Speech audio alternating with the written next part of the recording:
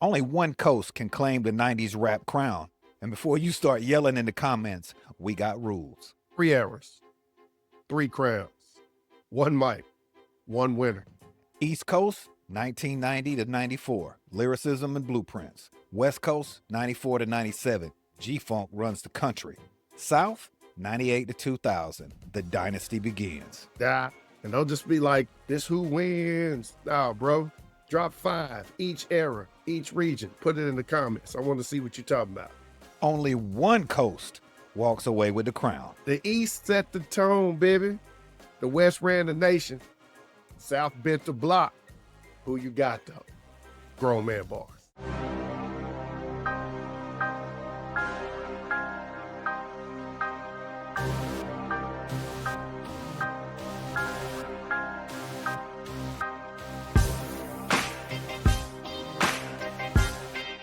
Welcome back to the lab with Grown Man Bars, y'all. The best Gen X hip-hop show on Method Man's internet. So if you ever called a radio station to have a DJ play H-Town for your girlfriend when you were in high school, you are in the right place.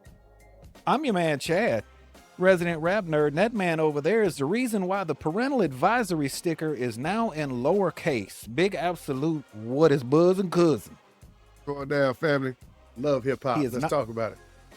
He is not somebody that you called and put on speakerphone. At all, ever. All right, tonight we promised it's time to talk about 90s hip hop. Now, we got the East Coast, BA, we know that is where it all started. That is the Mecca. We got the West Coast, because that's where the gangster rap came from. And we got the Third Coast, because that's where everything else came from. All right, that might be stretching it, but y'all get mad at me later on. Y'all get in the comments and tell me. We want to try to figure out what coast ran the 90s, if that's even possible. But somebody has got to have the crown. Maybe. A lot of arguments. We'll see. A lot of arguments. That is the great thing. Let's go ahead and get it popping. Let's start where it all started, in New York. But we're going to start in 1990.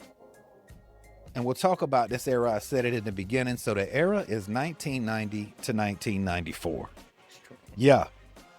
And look, I'll say this straight off the rip, man. Look, New York is the Mecca. And for me, New York was the center of hip hop up until probably, honestly, 1995, 96. Point blank. 90% of the national hip hop that everybody was listening to, it came out of New York. And from 88 to 94, I know I'm stretching it a little bit, but that is all we talked about. We talked about Public Enemy, Rakim, Nas. There were just so many Biggie. There were just so many huge sounds and huge artists that came out, man. What were you thinking about hip hop in this era, man? When you were back in that era from 90 to 94, what were you feeling about New York? The Southern bias aside. No, look, you can't talk hip hop without the East Coast. 90s hip hop. The golden era is what it is because of what they did in the 5 boroughs, baby. What went down in the NY is just what went down in the NY. And you could be from wherever you're from. West Coast, down south, Midwest, DMV, you can be from wherever you're from, yo. But argue with your mama. They did what they did because they were what they were, and it is what it is, period. Lyricism was the thing. And that was the reason I think I was so drawn to East Coast rap early on, because lyricism has always been what I love. And it was just so many strong lyricists coming out of there. Yeah, bars. Yeah, I said some of them, but I mean, Nas, Biggie, Wu-Tang. Then you, of course, had Tribe and De La. You had all in this era. L Pun, Jay, like it's happening. It's happening. Digging into crates. You know Big what I'm saying? L. Jealous Ones, Ladies Love. I mean, they still out there. Meth, they still out there. So yeah. You had what, Big L, Mobb Deep creeping up. Yes. It was Pete Rock, CL Smooth. I mean, they out there. I don't even know how they out there. It feels like an easy argument early on. 90 to 94, nobody was fucking with New York. I love you said this easy argument, because if you chop it and bag it, if you said just from 90 to 94, who ran hip hop, there's not another name to be mentioned. I don't care what you are. There's really only a group, not a person. There's only a group that has a shitball's chance in hell to be mentioned, and that would have been NWA because of the huge impact on that wave with them and Easy. But other than that, there were several artists, not going to afford it. Like, there's plenty of people. We won't get into it yet, but it's not even close between 90 and 94. In 94, Ready to Die is the cherry on top, the icing on the cake. What are we saying? What do you? I think when I was looking at this, one kind of made me sad about Biggie, about his passing, because in that era, that 90 to 94 era, you had lyricists who were probably some of the strongest lyricists in the game. Yeah. All doing something different. But when Biggie came along, Biggie could do it all. Yeah. A lot of those guys had lanes that they occupied it better than anybody else. Yeah. Like Nas's lane, he took that street poet, that lane, and nobody could occupy that lane. Nobody drove on that lane like he did. And other people had their own lanes. Biggie was good at all of them. I don't know if you call him a master of any particular element, but I don't think it matters because he could do them all. It felt like we got so shorted of what could have been a monster career. To be able to let Biggie get 10 albums deep, just to get back to New York. New York had its own rap Rushmore from 90 to 94, and it could have represented the entire country because you could have put LL, Rakim, Nas, Biggie, however you want to split that up. You choose the four. I'm not going to start an argument over that. You choose the four. Before. That's heavy. You're talking about 90, you know what I'm saying? It's heavy. You got KRS, you got Cool G, you got K Solo. It's heavy. There's nobody that's fucking with that in any other region. Not even in the South at that time. How dare we regress and not talk about the women? Like Latifah, heavy. It's heavy. Yeah. They were all breaking through ceilings. Yeah. They were paving the road. It was a dirt road when they got there in 1990 because of what everybody had built before they got there. They paved it. Yeah, they did. From 90 to 94. They set the standard for our generation. If you want me to tell you for no other reason why I believe 1994, the East Coast is untouched. Yeah. Self-destruction. I do. The self-destruction movement. Let's think about X-Clan. Let's think about Poor Righteous Teachers. Let's think about J. Rue Damager. Now let's look at Black Moon. Now let's look at Daylight. Now let's look at Tribe. Then let's go back and look at Public Enemy. Let's go back and look at Big Daddy Kane. Let's go look at Biz Markie. Let's go, you know what I'm saying? In a span of 4 years, you got 30 years of hip hop. Literally, you could just span out Conscious, give them a 10-year decade. Mafioso, give them a 10-year decade. And then just straight lyricists, give them a 10-year decade.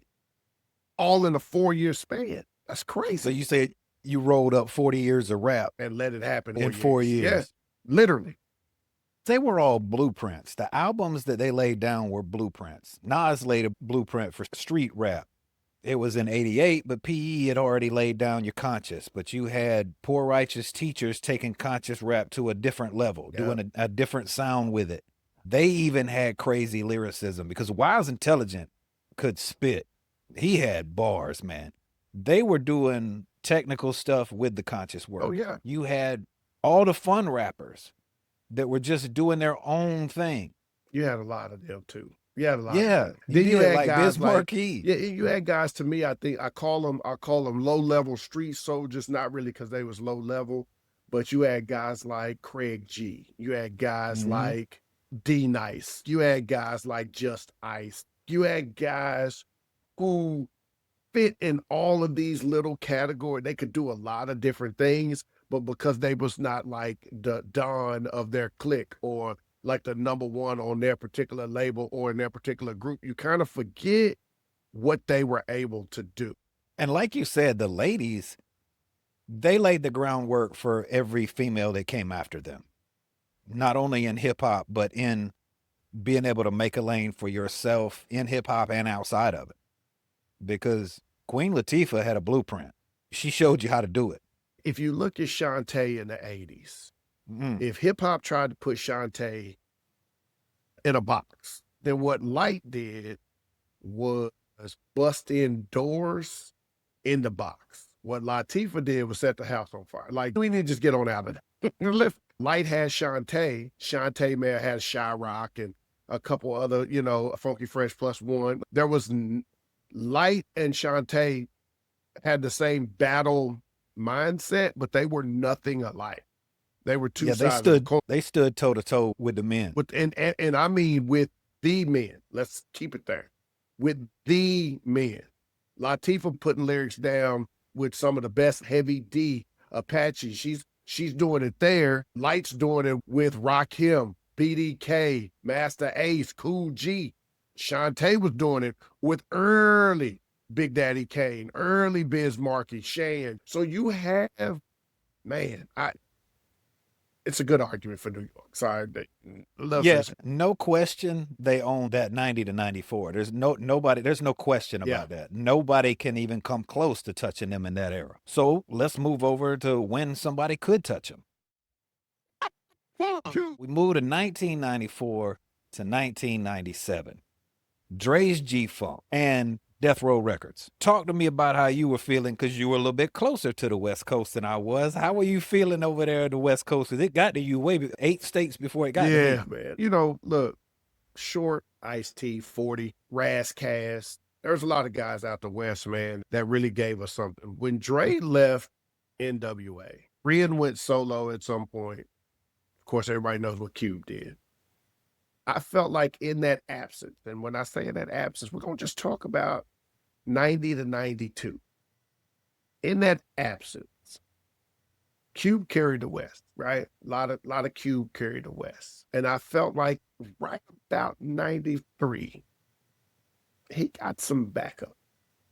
Because in 94, all hell broke loose.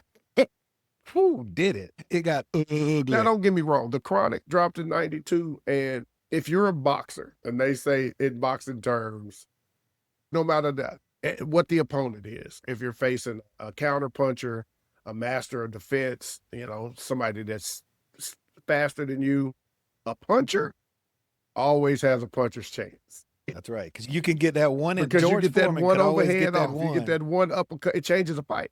And I felt like that's what the Chronic did. You had the Chronic, then Doggy Style, right?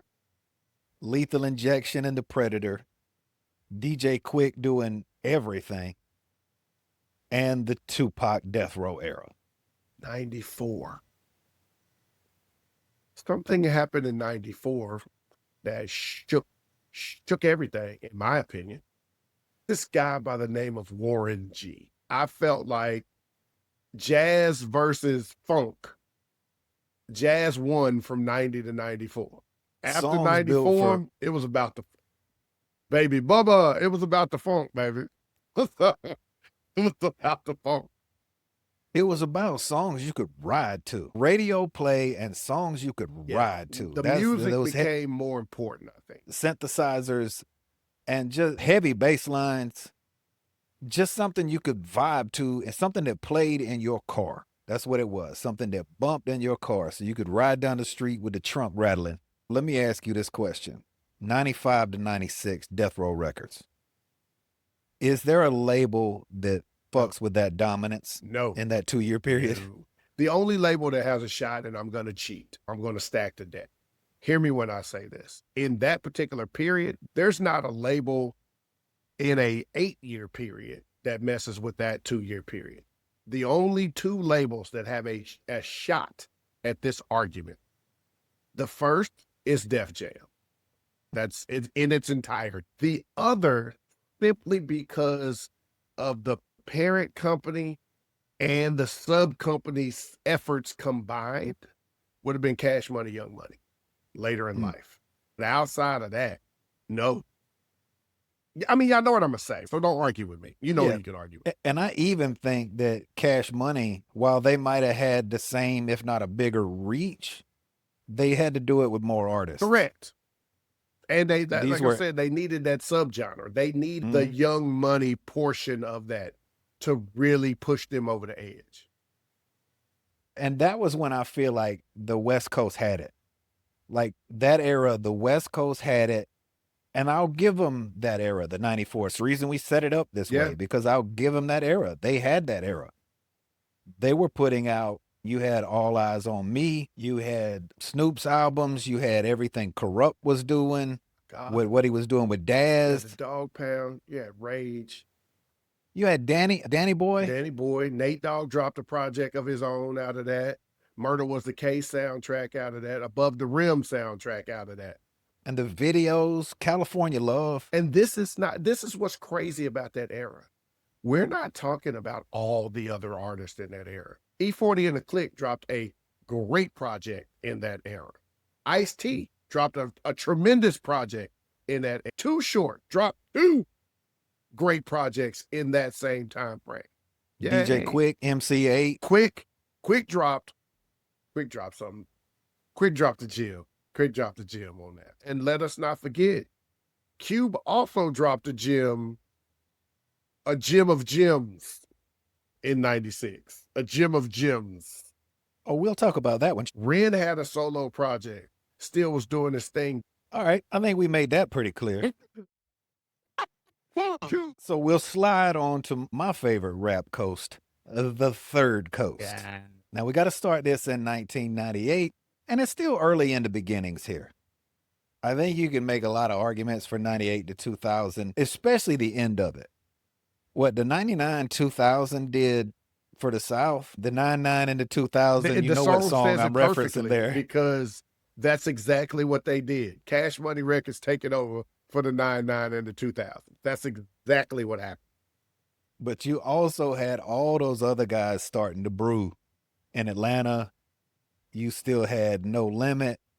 They were all No Limit and Cash Money. No Limit was at its peak in that era. It was.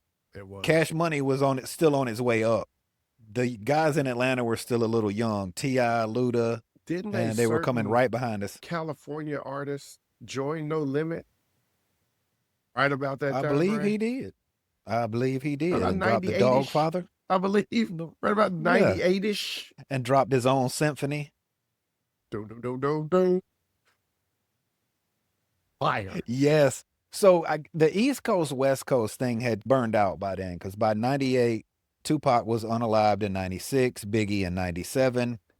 And hip-hop we talked about this before, hip-hop had already decided to make a little bit of a shift. Everybody was burnt out with the East Coast, West Coast thing by then, because it was fun, and then it wasn't, and then it was horrible. And people were burnt out with that. The tension was great in the beginning because it put so many eyes on hip-hop. So many people were listening. So many people were so proud of where they were from. It was great until it was awful. But then we changed, and this might be a question to ask at the end of this segment, but we say, all right, so this is 98 to 2000 is really when the South started to take over. I'm about to walk into a New York rap fan trap right now. We also say that after 2005, hip-hop started to slip. We do. That is roughly around the same time that the South took over. It is. You see where I'm going here. I do. I'm ready. I'll feed you, baby birds. I'll feed you. I'll tag me. I'll tag in. Did we? No. And here's why I say no. Not yes and no. You killed hip hop in its traditional form. But I'm now about to say something that most rap fans our age won't admit out loud because of how we feel about the golden era. In order for hip hop to progress, it had to die. Now, and when I say that, it had to die from the turmoil of the East Coast, West Coast beef. Had we never had that era, now I'm not saying Big's still alive or Pac's still alive, in its existence of music, let's say, for instance, that portion still happens. They're no longer with us in the same time frames for whatever reason, car accident, plane accident, whatever. Music between the two got so stagnant because everything was about the other that it all sounded the same. Hip hop needed the South, or at least something different and not just something that sounded different because it had an accent, or something that sounded different because the East was using jazz, the West was using funk, so let's use disco. No, what I mean by different is it needed a different vibe. And I love the West Coast and I love the East Coast. My GOAT is from the East Coast, but one of my favorite rappers in my top 5 is from the West Coast. I love the coast, but there was no better vibe than the South. Like, it just wasn't, because it didn't just give you a vibe, and that's the difference. The South gave you New Orleans, its own vibe. The South gave you Houston, its own vibe. The South gave you Memphis, its own vibe. The South gave you Miami, its own vibe. And then the South gave you ATL, its own vibe. But it's all a vibe. And what was really cool about it is, like you mentioned, Warren G. I mean, we know how funk went into the 80s rap.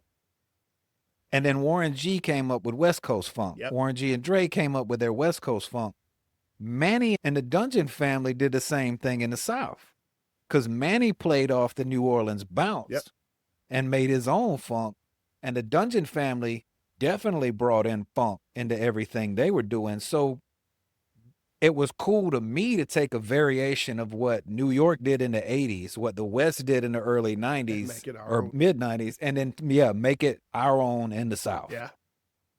Because Memphis was even doing that too. And shout out, look, a lot of people, we always talk about 8Ball and MJG. We do. But shout out 3-6 Mafia. Yes. Because the 3-6 Mafia sound, if 8Ball and MJG's lyrics were the lyrics of Memphis, 3-6 Mafia was the sound of Memphis. And it influenced everything under it too. Facts. That Memphis sound influenced everything under it, because the Atlanta guys talk about that. They talk about how much Atlanta and Memphis fed off of each other. Yeah. They just went back and forth. Yeah. Because they're pretty close. One thing that I mentioned when I asked the question is, did the South, was at the beginning of the South ruining rap? It was the first seeds of the trap era. It was. And that might be why people think that, because that's a subgenre that got created. And I think that started to go in weird ways from 2005 to now. But I think it started to move in weird ways. But I think the beautiful thing about the trap era is the trap era gave us something in hip hop we didn't have. Now, I know what you're thinking. Gangster rap is like track music. Okay, cool. Drug rap, straight New York style, thug. Sure, trap music gave us our first official subgenre in hip hop. But here's what's crazy. We made it a subgenre because we didn't want to invite it to the cookout. We didn't want to invite trap music to the hip hop cookout. Y'all come to the picnic. Y'all come to the kickback. But y'all got to sit at the kids' table. Well, they said, oh, okay, cool. And then what happened after that? Here, I'll tell you. Crunk said, we too would like to sit at the kids' table because we don't get down with y'all no more. Then Nashville said, ooh, us too. We'll sit at the kids' table. Then Shreveport said, us too. We'll sit at the kids' table. Then Houston split. You had 2 different sounds. You had UGK, you had Houston said, we ain't fucking with none of y'all. Yeah, Scarface. And they sat at the big people table because they could.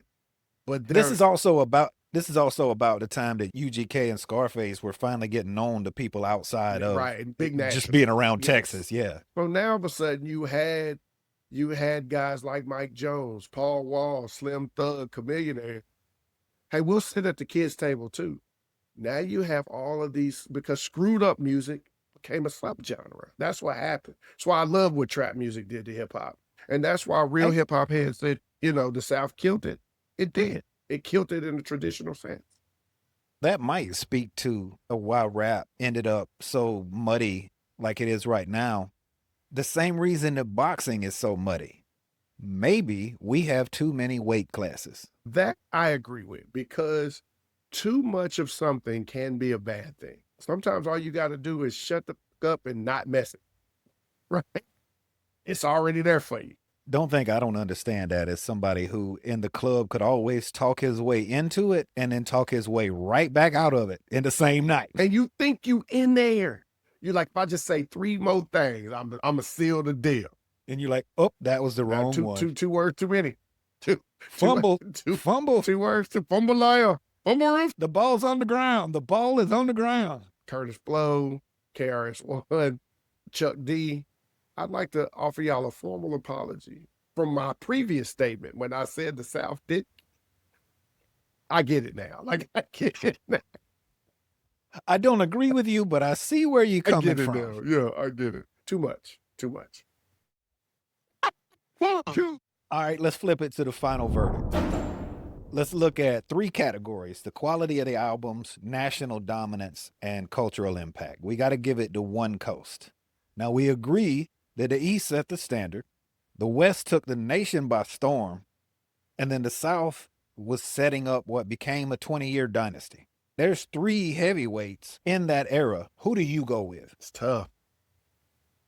Yeah, it is. It's tough. Conventional wisdom will say 90 to 94 is unmatched, and it really is. It really is.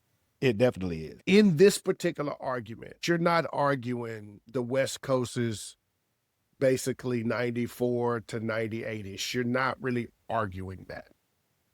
They have a dog in the fight, and their argument is separate. What you're arguing is 90 to 94 versus 98 to 2000. When you look at that small sample size of the South, and it gave you so much in that small sample size, we're talking about multiple lanes in the East Coast versus the multiple lanes in the South. For me, the South is a cheat code. They're almost unfair. There are multiple lanes in cities. There are multiple lanes. There are cities, but they're not styled. But I give a slim nod to 90 to 94 East Coast, where you would get a Poor Righteous Teachers, you would also get a Nas, you would also get a Biggie, you would get a J. Rue Damage, and they're all right there. Like, Queens is Queens, but you still get 4 or 5 different variations of rap in Queens. It's just, that's difficult. I'm talking about split decision, 1 vote, 108 to 107 kind of margin. I'm going to agree with you, but for a different reason. I agree that it's New York. The West Coast had 2 years that I don't think anybody can fuck with. I don't think the South was there yet in 2000. I think the nation was starting to know who Scarface and UGK were, and everybody knew who Outkast was, but I don't think they were there yet. I think it's a testament to UGK, Outkast, and Dungeon Family that they were able to hold down the whole South. They were big enough to be able to make the South, to put the South in this argument. For me, New York didn't fall off from 90 to 99. Now, we can argue after 2000, we can start to argue about what happens. But I don't think New York fell off from 90 to 99 because Jay was still doing the Life and Time series. Nas had his trilogy. They still had everything they needed. Biggie got his 2 albums in. So they still had everything. They just didn't fall off. And it's one city against the rest of the country. I think they had established so much credibility by the end of the 90s that I see why New York rap fans are so hard to argue with when it comes to New York rap, because I get it. They had a hold on it for so long that it was theirs. The unspoken rule in a prize fight is you got to knock the champion out. Like, you got, if it goes to a decision, the champion is going to win. It won't New be York unanimous. didn't have the past, right. If they didn't have the past, then yeah, they wouldn't have the belt. But they have the belt at this point, and you have to obviously beat them to beat them. And nobody did in the 90s. We can make that argument later on, but that's for a different show. Yeah. Everybody, that's it. We decided. New York fans, y'all don't have to be mad at me this week, which is good because I don't want to get all your disappointing comments this week because the world is shitty enough right now. Yeah. But drop your 5-song playlist down in the comments to prove that your coast wins. 5 songs that you would put up against the other 2 coasts and to tell me why your coast is better. And let me know who takes the crowns. Because we want to know. Interested. All right. My West Coast fans, put your 5 songs in there. I'm interested. I'm more interested in the argument from the West Coast fans and what 5 songs they would pick, because I know what 5 songs I would pick for this argument. You pick them all from the same dude. And no, but here's the thing. I want to see how many songs in the argument are not Death Row, Dr. Dre affiliate, because that's where it gets interesting. Because Yeah, 3 how songs many are not come Dre from that. adjacent? 3 songs come from that tree. Easy. G-Thing. I want to know what the Southern rap fans pick, because you got so much to pick from. All right, y'all. Pull up a chair. It's story cipher time. Here we go again. BA made reference to this song a little while ago, so we're going to talk about one of the most perfect rap records in hip-hop history. A song so smooth, so calm, so deceptively normal, it became iconic. Ice Cube's It Was a Good Day. Let me set the scene.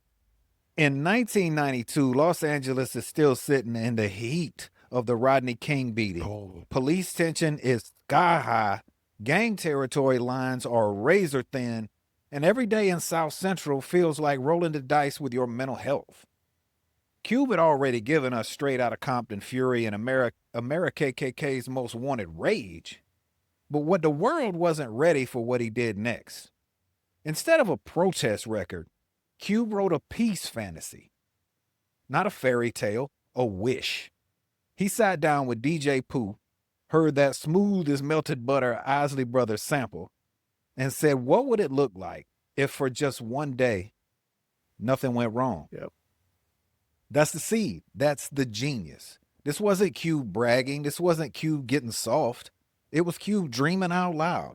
A day without sirens, without rivals, without the LAPD turning every black kid into a suspect. A day where the Lakers win, the pager blows up, and your mama cooks a breakfast that makes you question your life choices. And the wildest part, nothing happens. He didn't get rich. He didn't avenge anybody. His good day was simply peace. Something rare enough in the early 90s in South Central to feel magical. Cube once said he wrote the song because he was tired of people acting like rappers didn't have real lives outside of the chaos. And when you listen now, 30 years later, you realize the emotional weight. It wasn't bragging. It was relief. The video made it mythic. Cube in the Impala rolling through a quiet neighborhood that realistically wasn't all that quiet very often.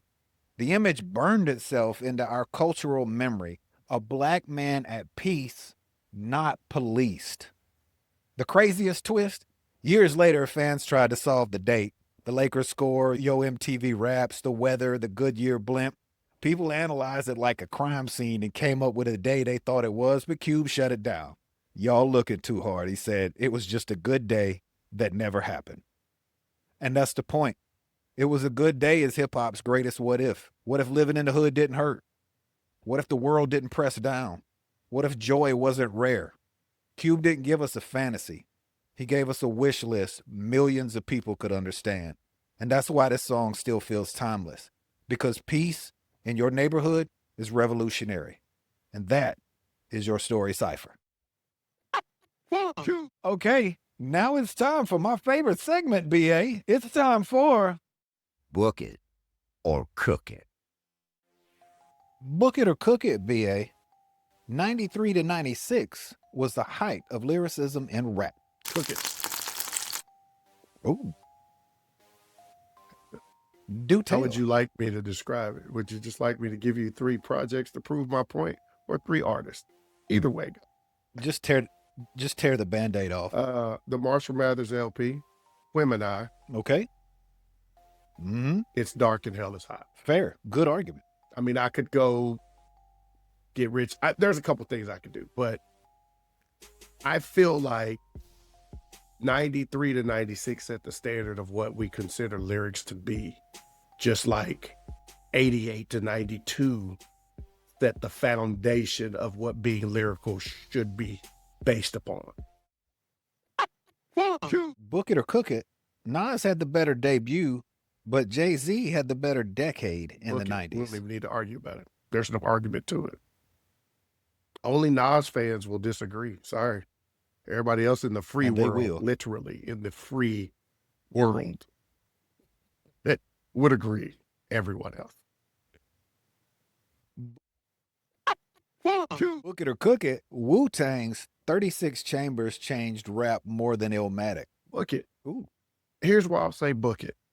Illmatic was a blueprint, but it was a blueprint for one specific thing. What Wu-Tang became to hip-hop was what I believe every crew's initial intention is to be an octopus. Cut off a tentacle, one grows back. With all these separate limbs, and we were never meant to be a separate thing, though. We just had some separation. And I think what the 36 Chambers proved to us is that you can put a group of people together and get one cohesive project from 12 different viewpoints. All right, book it or cook it. The South's 98 to 2000 run shifted rap center of gravity. Book it. If this was the movie Matrix, this would be them destroying Zion and rebuilding. Because in order for the Matrix to survive, it had several versions, and we needed a new version of the Matrix, and the South gave us that. I like it. Last one, book it or cook it. The West on the radio in the mid-90s, but the East Coast on the mic. Yeah, although the country started to pay attention to the West Coast as far as its monetary value, hip-hop still lived in the East Coast, which was crazy because they never considered what the West Coast did originally as hip-hop. They just were rappers. We do hip-hop out here, so... yeah. All right, that's it for Book It or Cook It, y'all. That is it for Grown Man Bars. I really appreciate y'all hanging out with us. We love being able to talk hip hop with y'all. Smash on that like and subscribe because that stuff makes me feel so much better about myself. I get all my joy just from you guys. So if you don't love me, I feel depressed and miserable. When he looks at But hey, there's a lot of shit going on in this world. You need a place where you can come and just talk about the thing you love. That's our barbershop, man. Come on, talk about 90s hip hop. We can all dive right back. We can take a stroll down memory lane. And we'll be back with you next week. So, I'm your man Chad for BA and Grown Man Bars. We'll catch y'all next week. Kick ass!